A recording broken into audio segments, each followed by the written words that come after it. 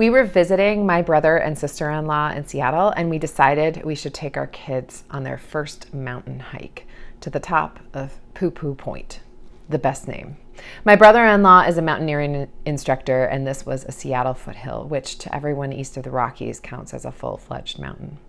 Accompanying us was Rio, the black lab, cheerfully nudging the kids along as they got tired.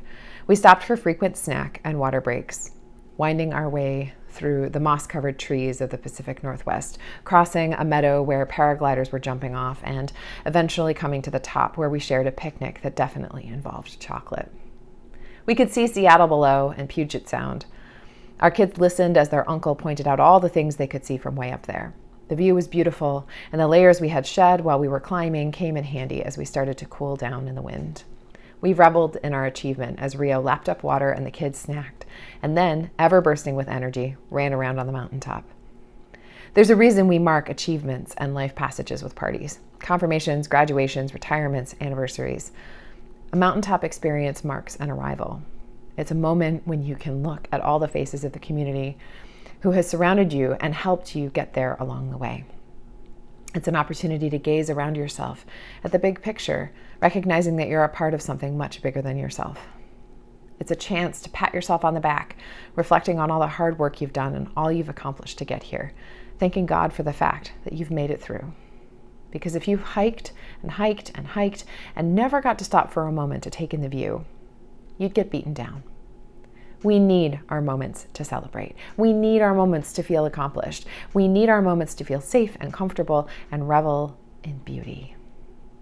And Peter, the one who had cast his nets just one more time because Jesus told him to try again, and then cast those nets aside to follow him, the one who had correctly identified Jesus as the Messiah, but also the one who ended up denying Jesus 3 times when he was about to die, the one who would later go toe-to-toe with Paul about whether followers of Jesus needed to be Jewish first in order to follow Christ. This Peter thought, wow, this is amazing up here on the mountaintop. I never want to leave. Why would you want to stay in all this beauty forever? We've arrived here, Jesus. This is beautiful. Let's just stay here. It was comfortable there, away from the cares of the world and the people who needed the attention of Jesus and the disciples. There were no demons up here, no hemorrhages, no blind people needing to be cured, no scribes or Pharisees, and most importantly, no Romans. It was a time of rest and retreat, a time to recharge and become educated, a time to process new ideas and integrate the new dynamics that Jesus' ministry was introducing into the world. Especially for Peter, who wasn't really sure about associating with Gentiles, this time away with Jesus helped prepare him to be the rock of the church. But this mountaintop was never meant to be a permanent residence. Because the beauty of the mountaintop is something we need, but it's not something we can hang on to. It's not something we can hoard for ourselves. It's not a special experience just for the few. We need mountaintop experiences, but we don't stay on the mountaintop. After what Peter, James, and John saw there on the mountain, they couldn't question whether Jesus really was all that special. Some people think they're God's gift to humanity, but on the mountaintop, Peter, James, and John found out that this guy actually was.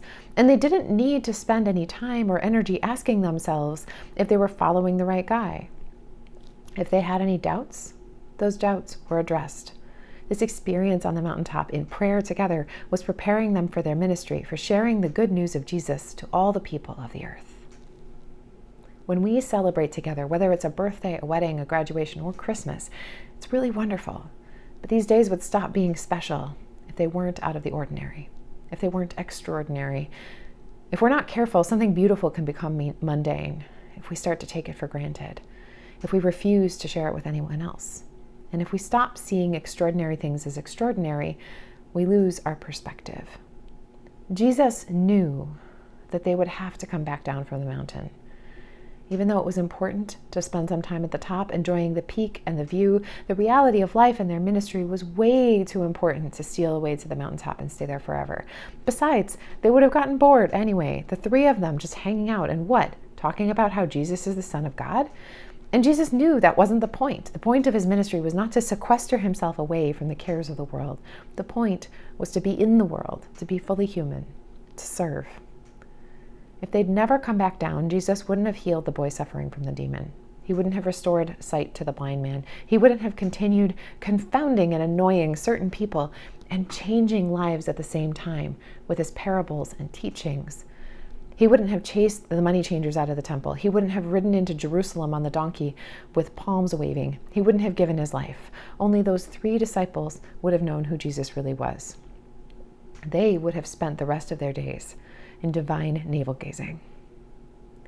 Peter thought that he'd arrived. He'd done his bit. He'd followed Jesus, and here they were in God's glory. He didn't realize that his mountaintop experience was just the beginning.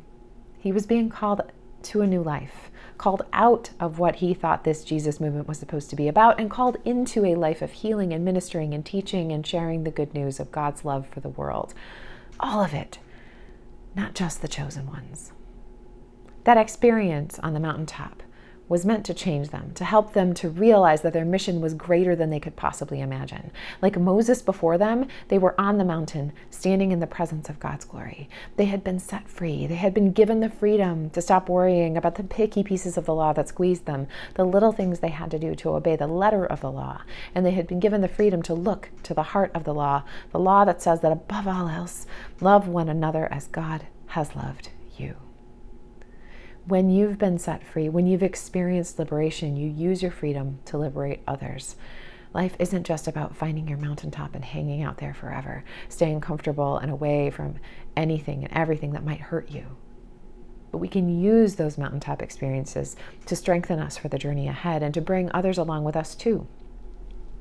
It was a lot easier to go down the mountain than it had been to come up. The kids were no longer asking whether we were there yet. Rio was all too happy to jog along, tongue hanging out as we descended back down to the ground through the forest to eventually find a meal and a bathroom and rest. And a few days later, we were on the plane back home. Our lives were better for having visited the mountaintop, and I was so glad we got to share that experience with our kids, who I hope will continue to climb mountains. We were gifted with a sense of awe that always comes from realizing you're so small, and yet an integral part of this enormous, beautiful world. Being on top, being able to see for miles gives you the big picture. Mountaintops allow us to dream and cast our visions, keeping us from getting stuck in the details. But coming back down into the valley, you start to see all the details again, but with another perspective. You can see how they all fit together in a way you wouldn't if you'd never seen that grand scene in the first place. Our walk with Jesus is a journey. Today, we are on the mountaintop together with Jesus, now fully comprehending that he is divine and sent here to be with us. And on Wednesday, we will descend into the valley together in the contemplation of Lent and the anticipation of Jesus' death and resurrection. We have seen the glory of the mountaintop, and we have been strengthened for the journey. And by God's grace, we will make it together.